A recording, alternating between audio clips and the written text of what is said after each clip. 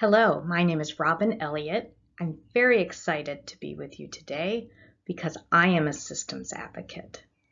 And it is really important for my work to work with families and individuals just like you. You make the difference.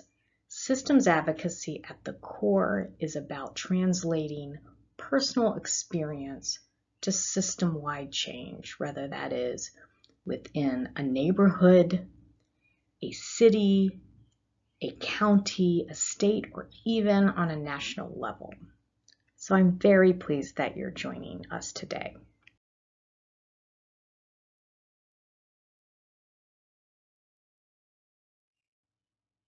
You can do systems advocacy in really 6 steps that we're going to talk about today.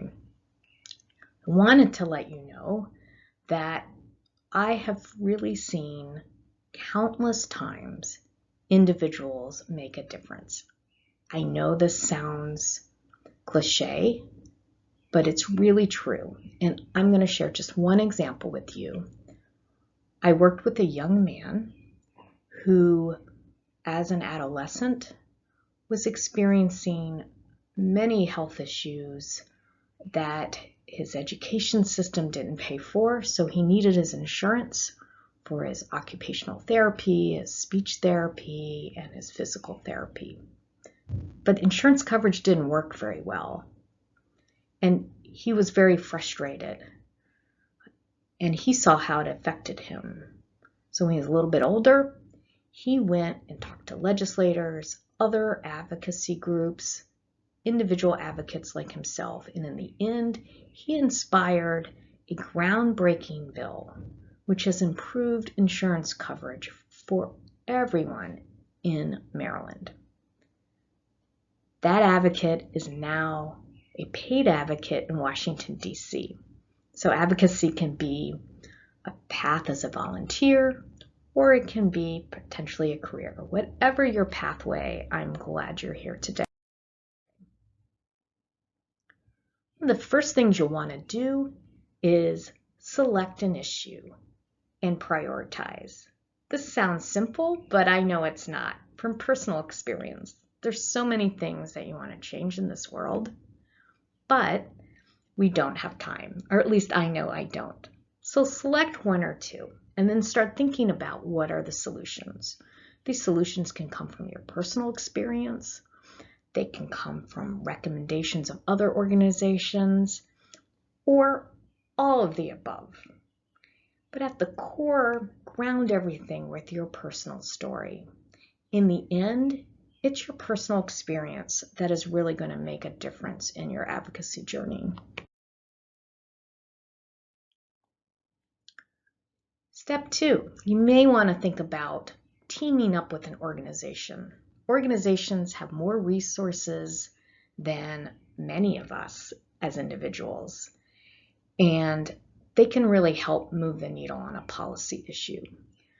First, of course, you want to make sure that that organization aligns with your mission and your vision. You also probably want to look at, are they open to consumer participation? There are ways to tell. Does that organization have a newsletter which talks about individuals advocating? Does it have a policy committee?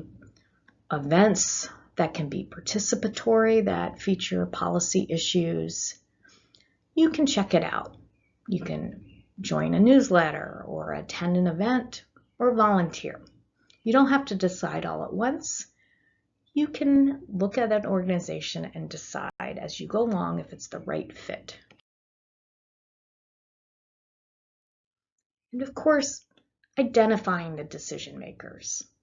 These are your state officials, your county officials, even your legislators. If you live in Maryland and you need to know who your legislators are, you can go on the website right on the screen, www.mdelect.net.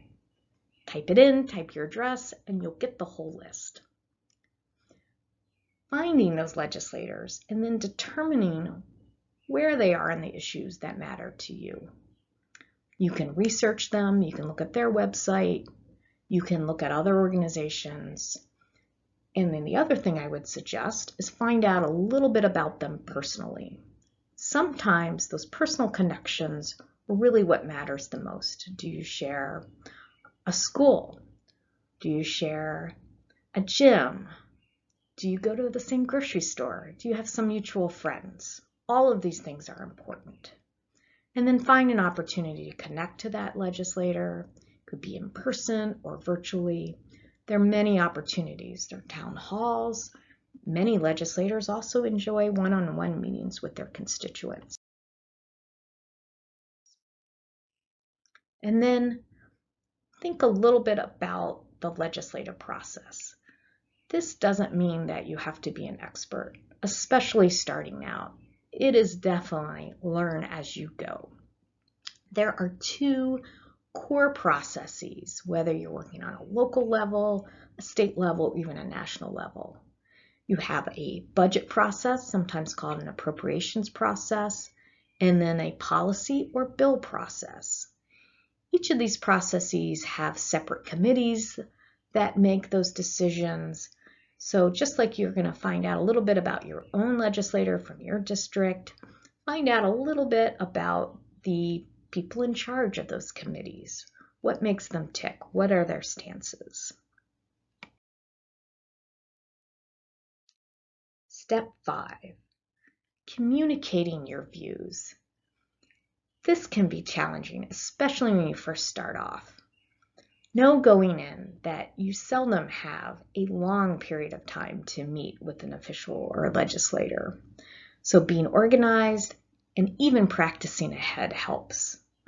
We have a couple tips for you. Start off by identifying yourself. And if it's a legislator, identify your neighborhood or somehow indicate to them that you are a voter, you are a constituent. Always state your purpose. You want to state that right up front so they know what to expect and what to listen for. Also know going in that they may not be an expert in this issue. Legislators, such as in Maryland, sometimes deal with 2,500 bills a year. There's no way they can understand all the ins and outs. They really rely on others to share their expertise. Always weave in your personal story. This is really the cement, the glue, the thing that people remember when they leave a meeting. Facts and figures are important, but that personal story really will motivate them to change the system.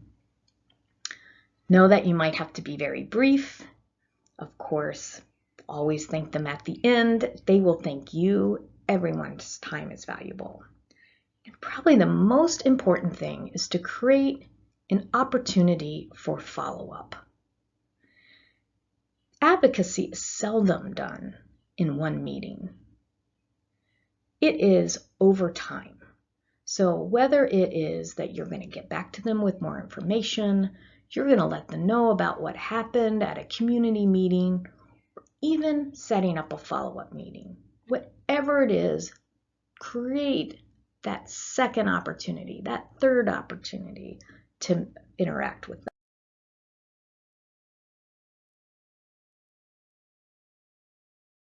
A couple suggestions, especially if you live in Maryland.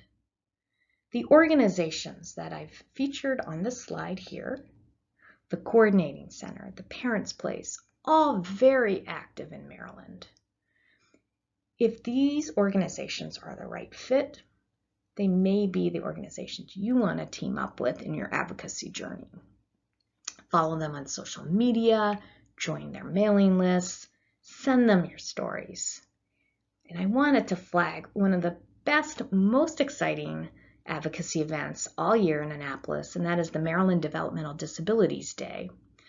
This has been time and time again one of the most effective advocacy events I've ever seen. It has moved bills to the finish line repeatedly.